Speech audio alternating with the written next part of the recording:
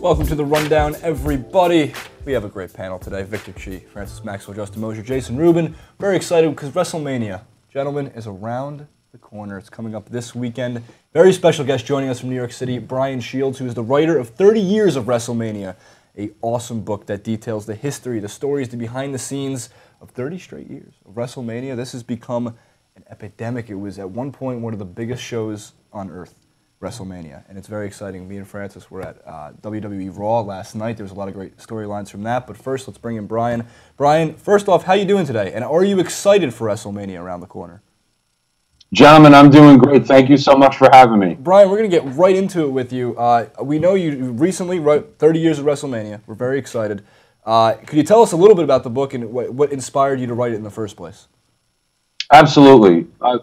30 Years of Wrestlemania is a first ever behind the scenes look at what has become the greatest live event in entertainment. WrestleMania 3 at the Silverdome set the attendance record. At the time, it was Andre against Hulk Hogan. And as great as the first two were, that one really helped put it on the map, didn't it? And you had a little bit of everything for everyone on that card. You had celebrities, and you had, up until the NBA All-Star Game a few years ago, the record for the largest indoor attendance. Right, and I mean, as I mentioned before, Bryan, and sorry to cut you off real quick, but we were at WWE Raw, and the energy, I was actually a little surprised because I thought some of the fandom has fallen off over the years, and it truly has not. There are people who are still lining up around the corner, and this was at Staples Center. It was not just sold out, but every person was on their feet. Francis, you were there with me.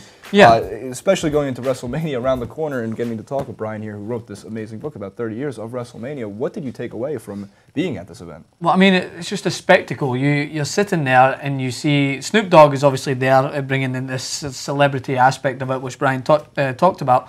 Then you have Hulk Hogan come out, and the place erupted. And there's fans there who you could tell have been watching this since they were young, and they're even into their ages of 30, 40s, and they're still so engrossed in this. And I was taken back because I just was like, this is phenomenal. Hulk Hogan, a legend who's now in his 60s, is still able to generate the same excitement amongst the crowd. And it's just these legends that live in WrestleMania just never really die out. Even if they have passed on, they're still remembered, and the legends of the game and the event will continue to go through generations. And when Hulk Hogan came out, I literally lost my breath. I was like, this is phenomenal. Well, so the real question is Hulkmania still alive? Hulkmania will never die. He said it. It's worldwide. It will never die. But I want to ask Bryan a question here. I want to switch some gears and ask him. I know I read your article on the postgame. Great article. You guys need to check it out. And you talked about some of your best events, and I have some of my own personal favorites. I loved the Shawn Michaels Undertaker matchup that went back-to-back years. Phenomenal. And I love Shawn Michaels because of his intro music. What is your favorite intro music of all wrestlers? You need to have one. Wow. When that glass breaks and Stone Cold Steve Austin comes through, there's nothing quite like that. Yeah, I agree. It's glass shattering. It's glass shattering, to say at least. Now, yeah, literally, yes.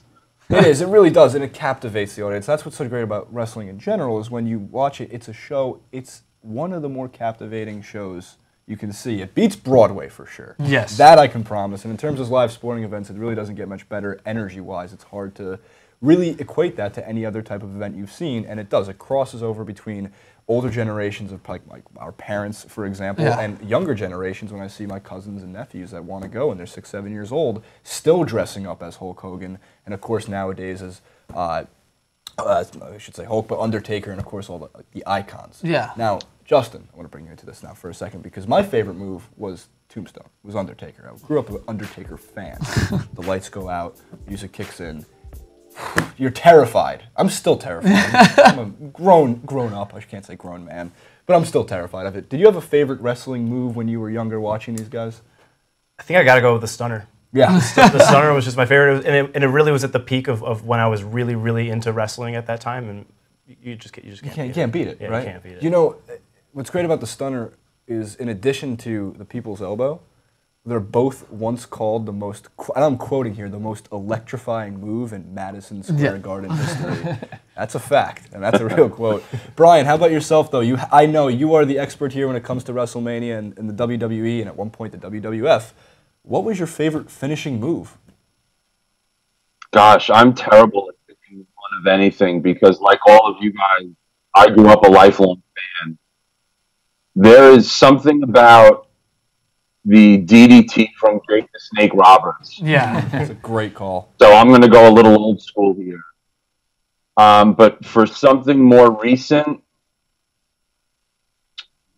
I think very similar to both Randy Orton's RKO. Yeah, right. Yeah, the RKO, and that ranks in like the top 10 if you look at any list in terms of the finishing moves. And there's great ones out there. I mean, on Netflix, you can watch there's about 14 straight hours, and you will get sucked into watching these top 10, top 100 finishing moves all time, top 100 wrestling matches all time. But if you really want to go in depth and you really want some knowledge when it comes to wrestling, WrestleMania, and WWE, you should go out and get 30 Years of Wrestlemania, written by Bryan Shields. Bryan, thank you so much for coming on today. Really appreciate it. Victor, we get one thing for Bryan? Yeah. Hey, Bryan, I know one of the big things that people are looking forward to at this year's WrestleMania is Randy Savage being inducted into the Hall of Fame. What are your most vivid recollections of Savage?